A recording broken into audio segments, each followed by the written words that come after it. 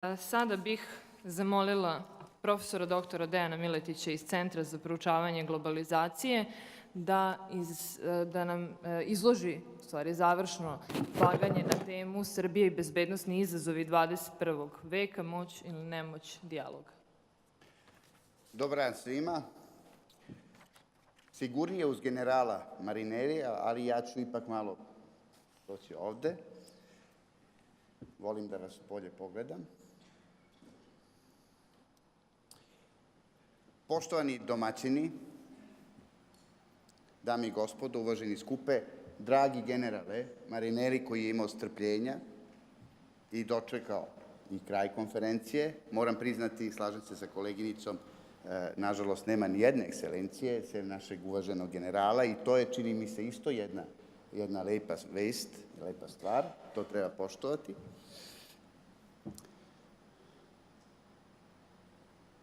Nekako mi je ovo vrlo metaforično.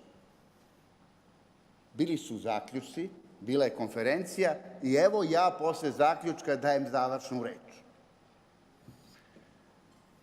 Nisam imao takvu neku priliku do sada, ali obećavam da vam neću pričati stvari koje slušate svaki dan i da ću probati da vam nadoknadim sve ovo. Vrlo je važno da obratimo pažnju na istorijski trenutak u kome se nalazimo. Vrlo je važno da razumemo šanse koje nam se pružaju i opasnosti koje nas vrebaju.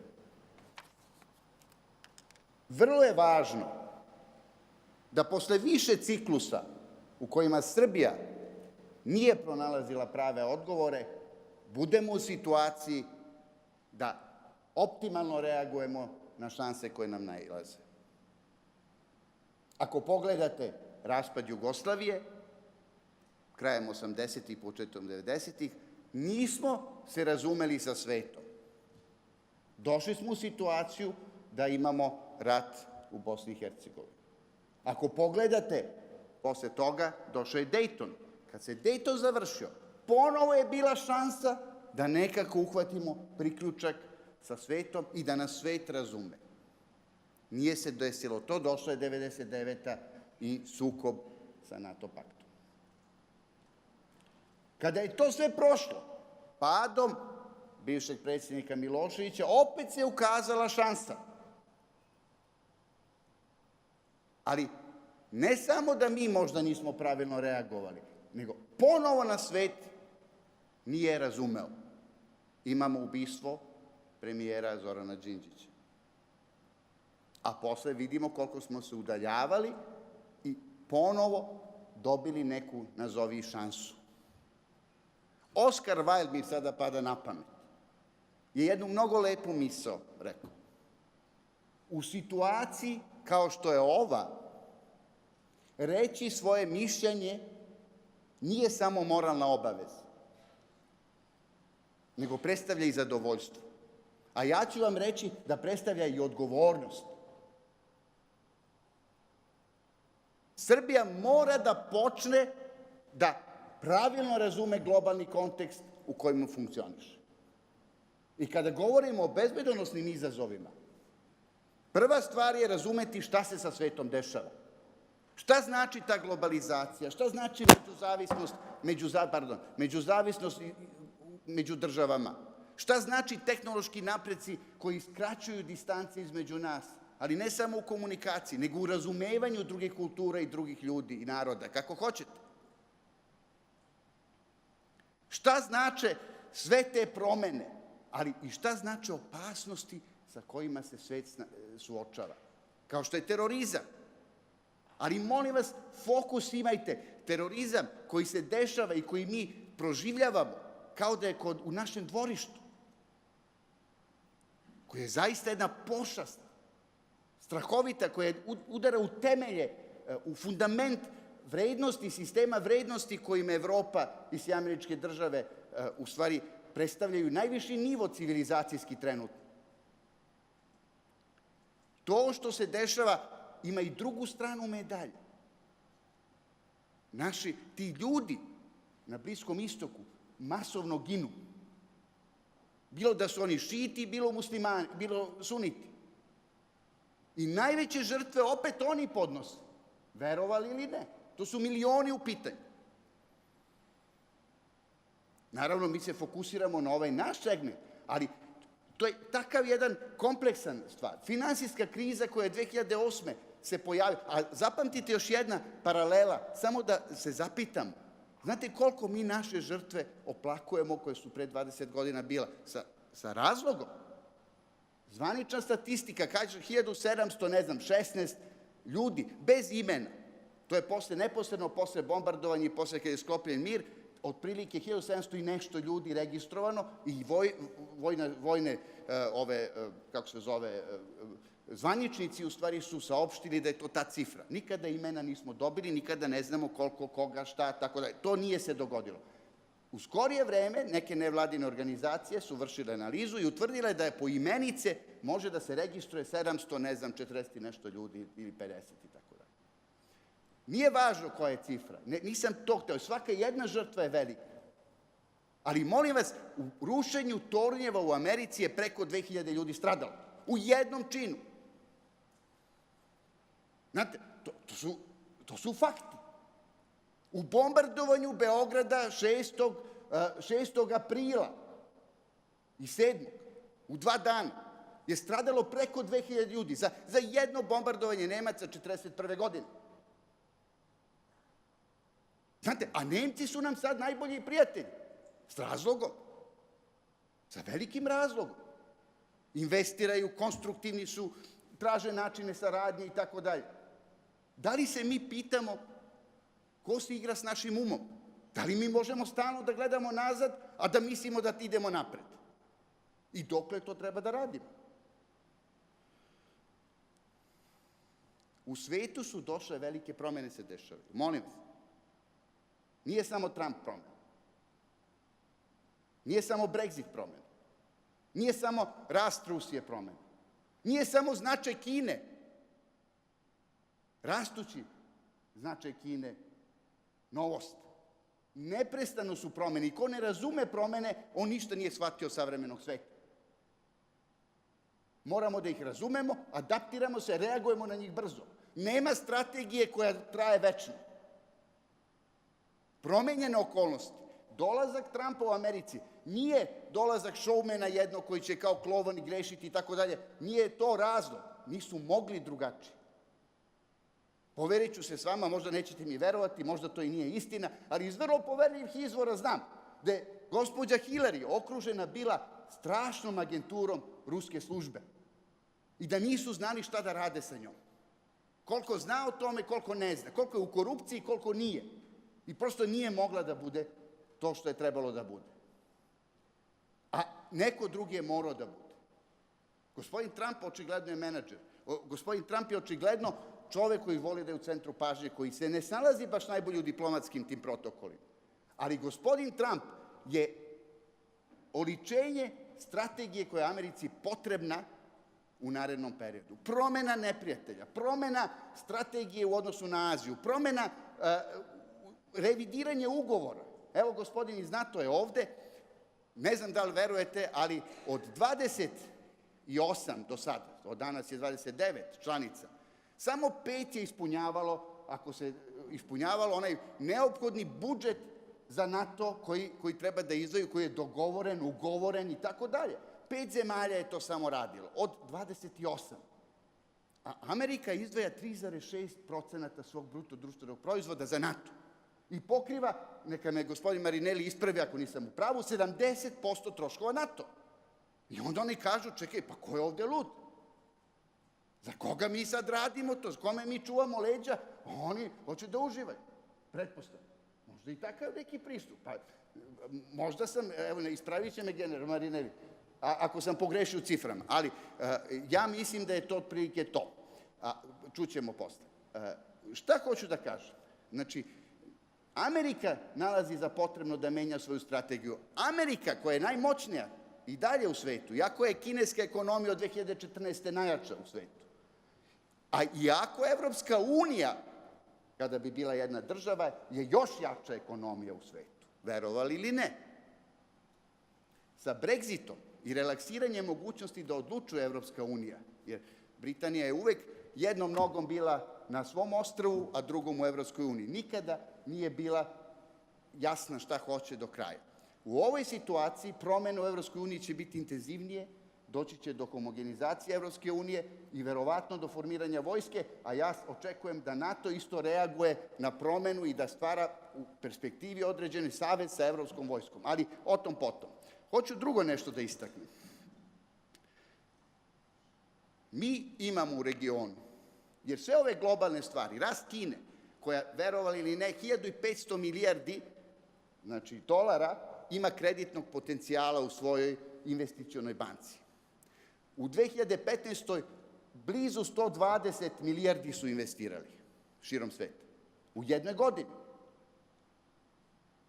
Znači, to je ogromna ekonomska moć koja može da se na razne načine upotrebljava.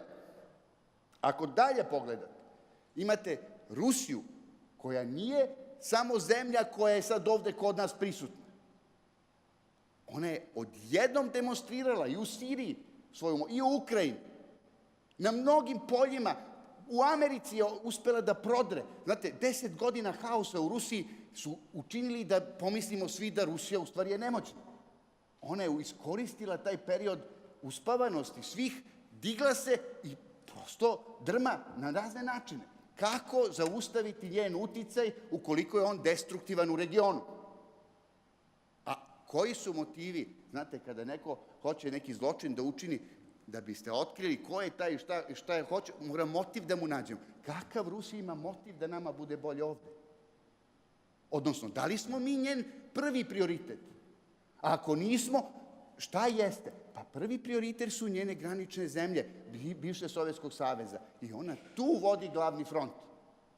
Na Balkanu ona ima svoje interese, ali ti interesi se teško poklapaju sa nama. Verovali ili ne, bar prema onome što ja kao politički analitičar mogu da ustvrdim. U takvoj jednoj situaciji vrlo je teško pronaći prave odgovore kada ste imali sukob sa NATO-om, kada s jedne strane imate kontinuitet nerazumevanja, i tu dolazimo do onog dijaloga, kontinuitet nerazumevanja Zapada prema interesima Srbije i poziciji njenoj, a s druge strane naše nečinjenje da ta informacija dođe do ljudi, da se bolje razumemo, da probamo da se uvažimo na neki način, jer ja sada tvrdim, to je general Marinelli, zato ću biti još direktniji, Srbija nikada neće priznati Kosovo i Metohiju, odnosno Kosovo kao posebnu državu. Da li se to sviđa nekom ili ne? Ona će priznati ako je bombarduju ponovo, pregaze i tako dalje. Ali ako bude sama birala da će priznati, ona to neće nikada uraditi. Ja to vrlo svesno, vrlo značajno tvrdim, kao neko ko vidi Srbiju na zapadu, kao neko ko veruje u evroatlantsku budućnost Srbije. I ako to na zapadu ne budu shvatili, mi ćemo ući u ćorsokak ponovo. I naravno da ćemo mi platiti veću cenu, ali ta cena nije neophodna. Mi moramo da objasnimo to ljudima. Oni moraju da pokušaju da to razumeju. Jer ako to ne razumeju, oni ništa nisu shvatili. Ali to je samo početak. To je samo početak. Postoji mnogo više od toga. Postoje zajednički interesi. I kada pregovaramo o nečemu, uvek gledamo šta nam je zajednički interes. Ceo region je u velikom problemu, u siromaštvu, u slabljenju institucija, u nesposobnosti da reaguje na izazove bezbedonosne. Šta će to doneti? Pa doneće jednu opštu nestabilnost. Ako neko misli, a ja vam to kažem da budete u neku ruku i ponosni, nije ta uvek situacija dobra, ali je istinita. Srbija ima svoje ljude svuda u regionu. I Srbija utiče na dešavanje u regionu. Nekada na dobro, nekada na loše. Ali je ona najaktivniji i najjači član regionalni kad je u pitanju obavešteno-bezbednosna zajednica i kad su u pitanju akcije te vrste. Evo, gospodin Sakalić je tu, ali ja vrlo kompetentno to tvrdim. Ako neko misli da može da prenebregne Srbiju u Bosni i Hercegovini, Srbiju u Crnoj Gori, Srbiju u Makedoniji, Srbiju na Kosovu i Metohiji, Srbiju u Rumuniji i Bugarskoj, ako hoćete, on se grdno prevario. I ja to tvrdim i evo, ostaje tu, neka ostane ovaj snimak. Mi moramo da se razumemo, mi moramo da se poštujemo, mi moramo da objasnimo da smo mi za vrednosti, da hoćemo vrednosti Evropske unije, da želimo da to delimo, ali da prosto ne možemo iz svoje kože. Mi ne možemo iz svoje kože. Mi moramo da živimo ono što jesmo, inače nećemo postojati, nestaćemo. I to je naša velika obaveza. A s druge strane, nema mržnje. Molim vas, hoću ovo da zapamtite, vi posebno mlađi. Niko nikoga ne mrzi. Nemaju ni interes, niko ih zna, to je gospodin Marinelli, je divan čovjek i prijatelj, a nije on. I ovaj gospodin Brian Hoyt, koga sam imao prilike da vidim uskoro u Crnoj Gori i da pričam s njim, koji u State Departmentu podsekretar, baš za naš region i koji je dolazio, rešavao stvari ovde. I gospodina Laura Cooper, koja je podsekretar Ministarstva odbrane, s kojom sam takođe vrlo pričao i sa njenim saradnicima.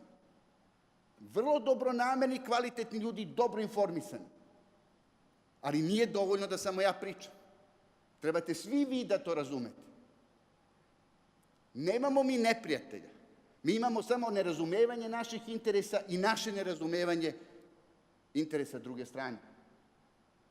Ako mi tu ne napravimo pomak, ako svi ostanemo na svojim pozicijama do kraja, mi ćemo ući u ponovan ciklus destabilizacije regiona i ponovit će se sve. Evo, garantujem ovom prilikom, ukoliko ne razumemo jedni druge pravilno, sve ćemo ponoviti i nema mira.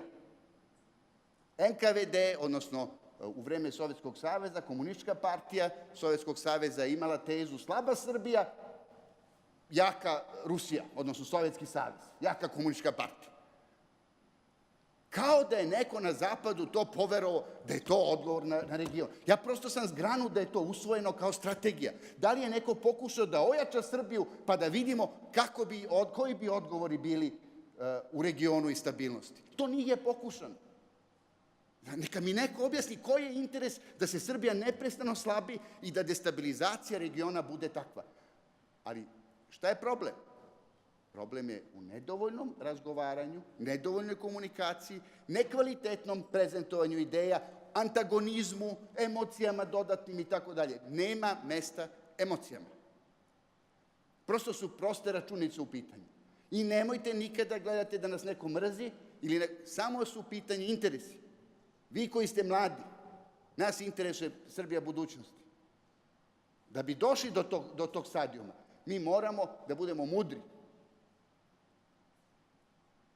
Ponovo se dešava situacija gde je mudrost neophodna. Srbija je u okruženju NATO. Molim vas, zapamtite to. Srbija je u okruženju Evropske unije. Geostrategijski nemamo izbora. Ušla je i Crna Gora u NATO. Znači, ne možete da prođete granicu i tako dalje. Ako ćete vojno nešto, pa kad je bilo bombardovanje, Rusi nisu mogli da dođu da uzmu svoje vojnike na Slatinu, na aerodrom na Kosovo i Metohiji. Nego su morali da mole praktično. Niko nije hteo da ih pusti. Možda sad ne bi molili, ali opet bi došla neka dramatična kriza i opet ne bi mogli, u svakom slučaju ne bi potrošili više resursa nego što moraju. Jer oni isto imaju svoje interese koji su takvi kakvi jesu. Da bismo odgovorili zaista izazovima, mi moramo da se izdignemo iz mržnje, iz nerazumevanja, iz emocije negativne. Naša domovina je Evropska unija. Naša domovina je zajednička, kao i svih, kao i naše braće iz Slovenije, kao i naše braće iz Bosne i Hercegovine. To je naša domovina, verovali ili ne, želeli to da poverujete ili ne, sviđalo vam se ili ne, i to će se desiti. Ali da li će se desiti u pravo vreme ili će se desiti odloženo, je vrlo bitno. Bitno je jer svake godine 30, 50, sad kažu 70.000 ljudi mladih ode. Ne znači da bi to stalo. Naprotiv, čak postoji opasnost da kad bismo sve te integracije završili, u tome jeste moć političara trenutno, u tome jeste moć svih nas. Da podržimo moguće promene u strategijskom razmišljanju, ali da ta cena bude oporavak regiona i pre svega Srbije. Jer ako do toga ne dođe, svi ćemo izgubiti. To je ona pozicija lose-lose. Obe strane će izgubiti, a mogli bismo svi da dobijemo. Hvala vam na pažnji.